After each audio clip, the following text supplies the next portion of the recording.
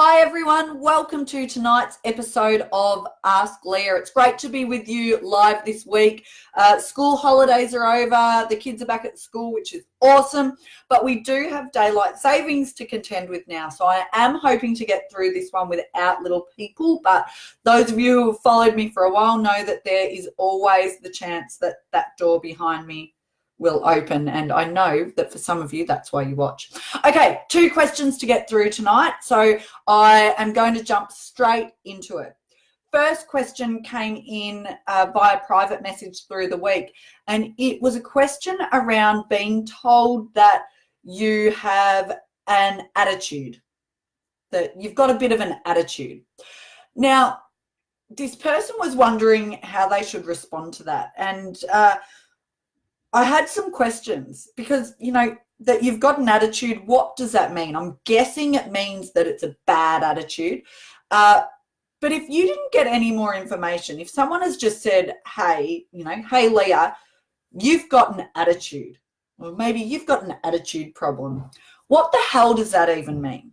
Okay, so as I always recommend, when you get feedback, the challenge is not to jump straight to defensive. And I know that's bloody hard, particularly if someone comes in with that accusatory, you've got an attitude. But as much as you can, particularly if they've said this previously, you want to approach it from a point of curiosity. When they say you've got an attitude, what do they actually mean? You're trying to understand. The reason I do that is because, 1, they won't be expecting it. But 2, you need to make them own their statement. What do they actually mean? Is it a bad attitude? You need the information so that you can self-reflect. You need to then, though, ask yourself, do I have a bad attitude? Do they have a point? Now, I did ask you a few questions, this person, over Messenger, and this person did admit, what, I probably do have a bad attitude sometimes, but this person drives me nuts. To that, a few things. Forget the other person for a sec. I want you to focus on you. You need to make a choice about who you are and who you want to be. Yes, you can get into the bad attitude stuff, and if you're happy with that, no judgment here, that it's your life. However, you do have a choice about who you are and who you want to be. And you have a choice to take personal responsibility for how you communicate, regardless of what's going on around you. So the poor attitude thing, if that's not who you are, if you don't want to be that person, don't be that person. That whole thing of someone else is making me have a bad attitude, actually don't give your power away. You own the power to choose your response. Do not give your power away to someone else to give you a bad attitude, because they can't give you a bad attitude. Only you can take that on board. Now, that might sound harsh, and I'm not saying that other people's attitudes around you don't have an impact. Of course they do. But it comes down to you. Who are you and who do you want to be? What are your values? Okay? How do you want other people to behave around you? And are you behaving that way yourself? So it's some honest self-reflection. It's those hard questions that you need to ask yourself, and you need to be really honest in your response. Now, if you have come to that conclusion of, well, this is who I am and I'm okay with it, no worries. But you still want the information from the other person. If this is someone that you work with, you need to be able to work together. The workplace is not high school, okay? Unless you're a teacher in a high school. The workplace is not high school. We need to communicate as adults. So you may not like this other person. That's fine. But you need to be able to work with them. And you need to be able to work with them in a pleasant, respectful, adult way. Okay? We are adults, not teenagers. It's really important. You don't have to like everyone you work with, but you do need to be respectful. Now, if they're rude to you, you can minimize contact with them and all of that sort of thing. However, it's about a choice for who you are and who you want to be. If this is your partner, okay, again, you have a choice.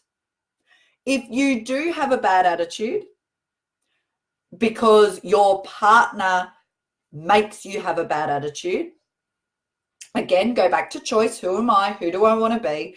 And the question really then is, do I want to be with this person? I'm not suggesting you break up with them right now. This is not specific advice, but you need to ask yourself these questions. But before any of that, you need to get some more information about what does "you've got an attitude" actually mean.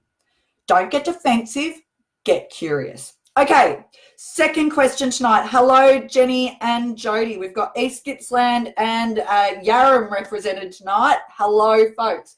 Second question came in right on 8 o'clock as I was about to start, or that's at least when I saw it. So I'll do my best to answer it on the fly. And if anyone else has a question, please pop it in the comments and I'll do that on the fly as well.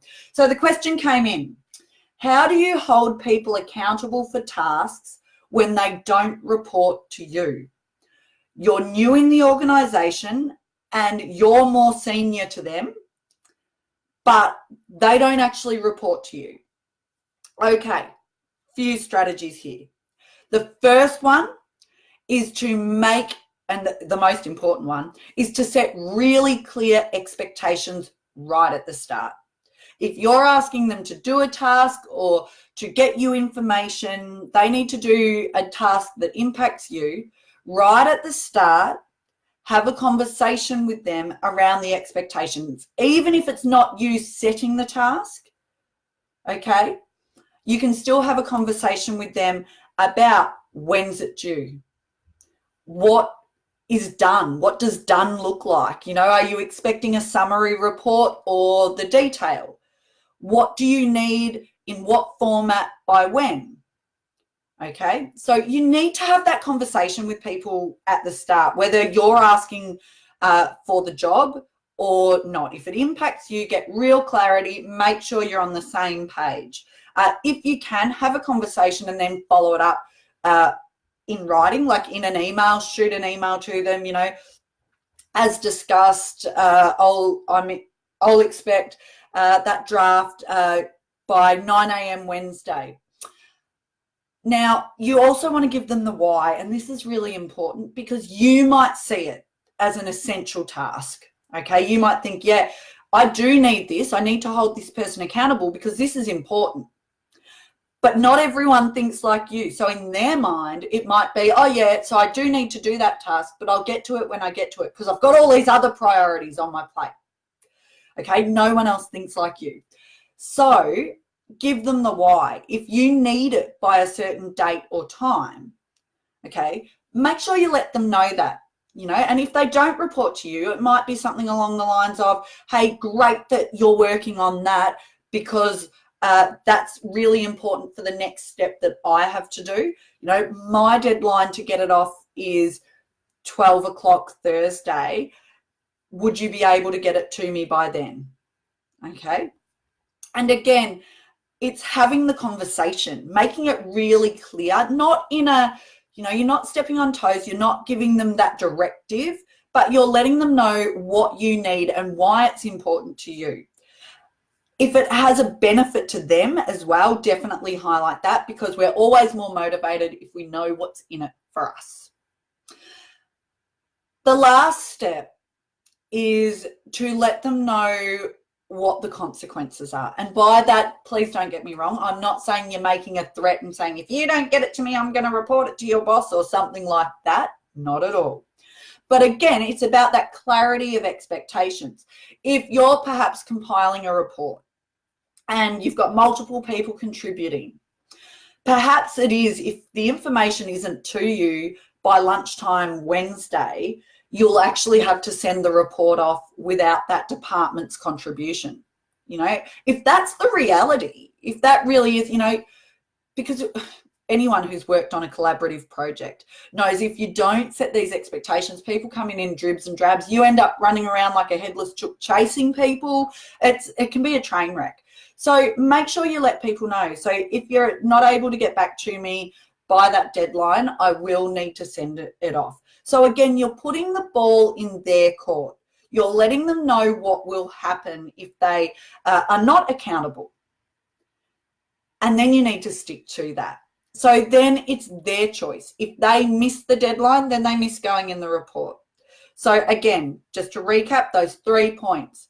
First one, set super clear expectations at the start. And that's not in a directive way. It's a conversation between two people around how it impacts them, when you're expecting it, what level of detail. Second one, give them the why. Why is it important? Let them know your needs, but also play into their motivations if you can. And the third step was outline the consequences. And by that, I mean what it will mean, what action you will need to take if you don't get it. It's not about threatening, it's about clarity. That's it for me tonight. If we don't have any more questions, today I had the pleasure of delivering a keynote down at Bunjil Place for Casey Cardinia Libraries. And I just wanted to end tonight by saying, if you haven't been to your local library for a while, you so should do it. Libraries have changed so much in the last 5 to 10 years. They are not the dark, dingy, quiet spaces that certainly I remember from my childhood. They are light, bright places of social connection now. There's talking, there's laughing, there's support.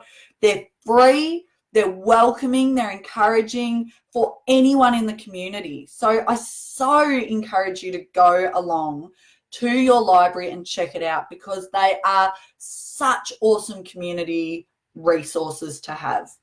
That is it from me. Hi, Marcus and Woody. Lovely to see you on the feed as well. If you have a communication or soft skill question that you would like answered, make sure you send it through. If you're not comfortable commenting on the live video, shoot me a private message or send me a text, an email, get carrier pigeon if that works for you.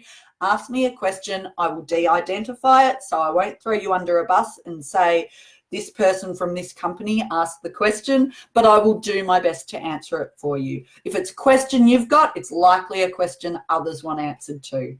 Thanks everyone, and have a great night. Cheers.